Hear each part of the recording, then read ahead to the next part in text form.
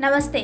यदि आप 2026 में अपना आटा चक्की का बिजनेस स्टार्ट करना चाहते हैं तो आप बिल्कुल सही वीडियो पर हैं। इस वीडियो में हम वो सभी इंपॉर्टेंट पॉइंट डिस्कस करेंगे जो 2026 में आटा चक्की खोलने के लिए बहुत ही ज़्यादा इंपॉर्टेंट है।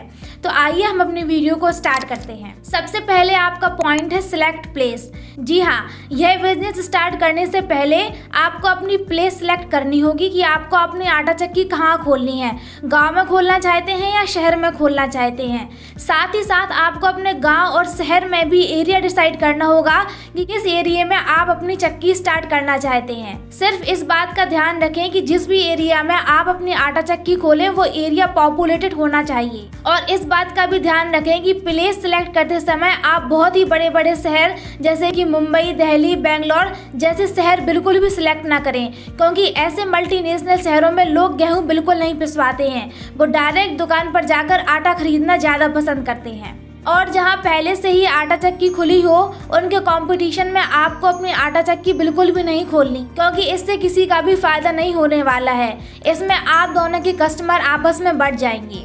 इसलिए आपको अपनी मार्केट अलग बनानी है। प्लेस सिलेक्ट करते समय यदि आपको लगे कि आपको मेन रोड पर अपनी दुकान नहीं मिल रही है या थोड़ी बहुत अंदर मिल रही है तो इससे भी आपको घबराने की ज़रूरत नहीं है, क्योंकि मेन रोड पे आप अपना एक बोर्ड लगा सकते हैं जिससे लोगों को पता चल जाएगा एंड वो आपकी दुकान तक आसानी से पहुंच जाएंगे। ट्विस्ट ये है कि आप कोई भी बिजनेस स्टार्ट करें या आटा चक्की का बिजनेस स्टार्ट करें या कभी भी कोई भी बिजनेस स्टार्ट करें, सबसे पहले आपको इस बात का ध्यान देना है कि आपको अपने बिजनेस में कभी भी ओवर चार्ज नहीं करना है और अपने बिहेवियर को बहुत ही ज़्यादा पोलाइटली रखना है, क्योंकि बहुत अच्छे से बात करने का तरीका भी हमारे बिजनेस का ही एक पार्ट होता है। जितनी अच्छी आप सर्विस देंगे, जितने अच्छे से लोगों से बात करेंगे, उतने ही ज़्यादा कस्टमर आपकी दुकान पर या आपके बिजनेस पर अट्रैक्ट होंगे। सेकंड हमारा इंपॉर्टेंट पॉइंट है लैंड से रिलेटेड, यानी कि आपको अपनी आटा चक्की लगाने के लिए कितनी लैंड की आवश्यकता होगी। तो मिनिमम आपको 200 स्क्वायर फीट जमीन तो चाहिए ही हो। इसी के साथ मैं आपको एडवाइस दूंगी कि जैसे कि अभी आप अपना बिजनेस स्टार्ट कर रहे हैं तो आप अपने शॉप बनाने की टेंशन ना लें, क्योंकि या तो आपको रेंटेड शॉप मिल जाएगी। यदि आपको रेंटेड शॉप नहीं मिलती है, आपको थोड़ी बहुत जमीन मिलती है, तो आप उस पर टीन शेड लगाकर भी अपना बिजनेस स्टार्ट कर सकते हैं, क्योंकि अभी आप अपना बिजनेस स्टार्ट कर रहे हैं और इस बात की कोई भी गारंटी नहीं है कि यहाँ पे आपका बिजनेस कैसे चलेगा। तो आपको अपने शॉप की ज़्यादा टेंशन लेने की ज़रूरत नहीं है। टीन सेट लगाकर भी आप अपना बिजनेस स्टार्ट कर सकते हैं। थर्ड हमारा इंपॉर्टेंट पॉइंट है जीएसटी एंड रजिस्ट्रेशन से रिलेटेड। जी हाँ, आटा चक्की लगाने से पहले कुछ डॉक्यूमेंट होते हैं जैसे कि जीएसटी बनवाना, रजिस्ट्रेशन बनवाना।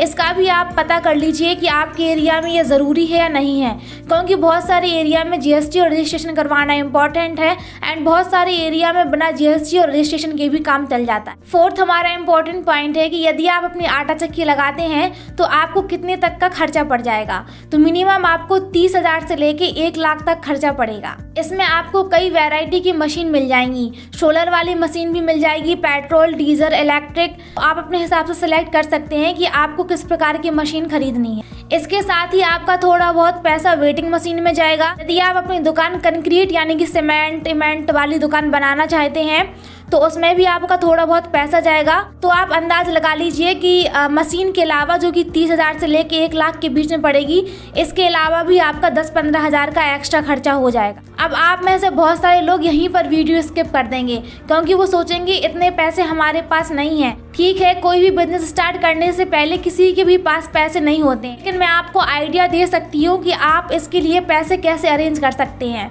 तो आई विल सजेस्ट कि इसके लिए आप किसी भी प्रकार की कोई भी लोन ना लें, क्योंकि अभी आप अपना बिजनेस स्टार्ट कर रहे हैं। इस बात की कोई भी गारंटी नहीं है कि आपका बिजनेस कैसा चलेगा।